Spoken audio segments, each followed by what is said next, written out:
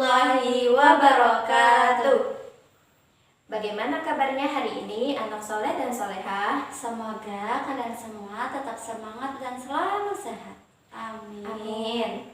Alhamdulillah bertemu lagi dengan Ustazah Tia Dan Ustazah Diana, yaitu pembelajaran PAI.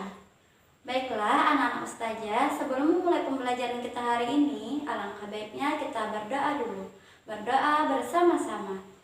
Bismillahirrahmanirrahim. Rabbi zidni ilma warzuqni fahma. Amin. Semoga pembelajaran kita hari ini berjalan dengan lancar. Amin.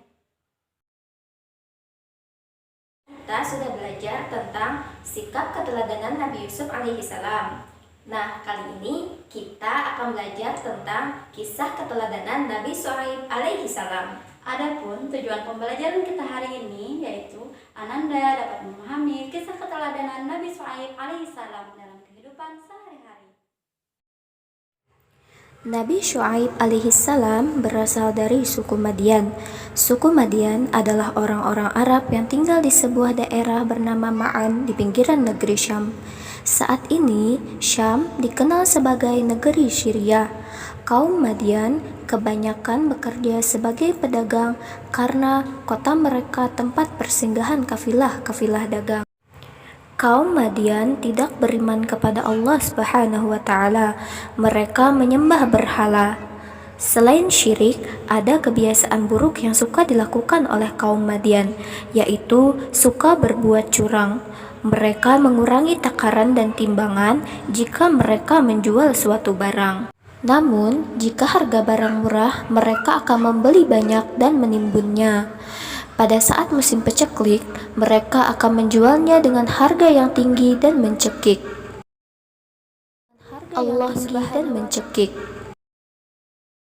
Allah Subhanahu wa Ta'ala pun mengutus Nabi Syuaib alaihissalam untuk menyeru mereka supaya mereka menyembah hanya kepada Allah Subhanahu wa Ta'ala dan tidak menyekutukannya. Nabi Syuaib alaihissalam melarang mereka melakukan perbuatan-perbuatan yang buruk. Nabi Syuaib alaihissalam mengajak orang-orang Madian untuk menyembah Allah Subhanahu wa Ta'ala, berbuat adil serta jujur dalam berjual beli. Bismillahirrahmanirrahim. Wahai kaumku, penuhilah takaran dan timbangan dengan adil, dan janganlah kamu merugikan manusia terhadap hak-hak mereka, dan jangan kamu berbuat kejahatan di muka bumi dan berbuat kerusakan. Quran Surah Hud ayat 85. Nabi Syuaib alaihissalam mengingatkan kaumnya pada kenikmatan yang mereka dapatkan agar mereka bersyukur. Kaum Nabi Syuaib alaihissalam pada kenikmatan yang mereka dapatkan agar mereka bersyukur. Kaum Nabi Syuaib alaihissalam tetap tidak mau mengikuti ajakannya, bahkan mereka mengejek serta mengancam Nabi Syuaib alaihissalam. Jika bukan karena keluarga Nabi Syuaib alaihissalam, tentu mereka telah menganiaya Nabi Syuaib alaihissalam. Nabi Syuaib pun berkata, "Dan wahai kaumku, berbuatlah menurut kemampuanmu. Sesungguhnya aku pun berbuat. Kelak kamu akan mengetahui siapa yang akan ditimpa azab yang menghinakan dan siapa yang berdusta. Dan tunggulah, sesungguhnya aku bersamamu adalah orang yang menunggu." Quran Surah Hud ayat 93. Kaum Madian benar-benar ingkar. Mereka menolak ajakan Nabi Syuaib alaihissalam. Sedangkan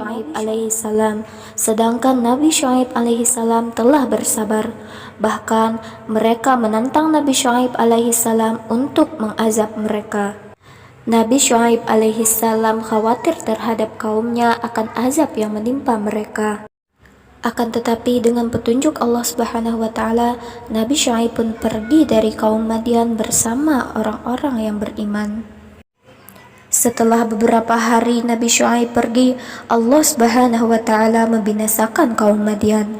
Mereka disambar petir yang sangat keras disertai dengan gempa bumi yang sangat kuat, sehingga mereka mati bergelimpangan.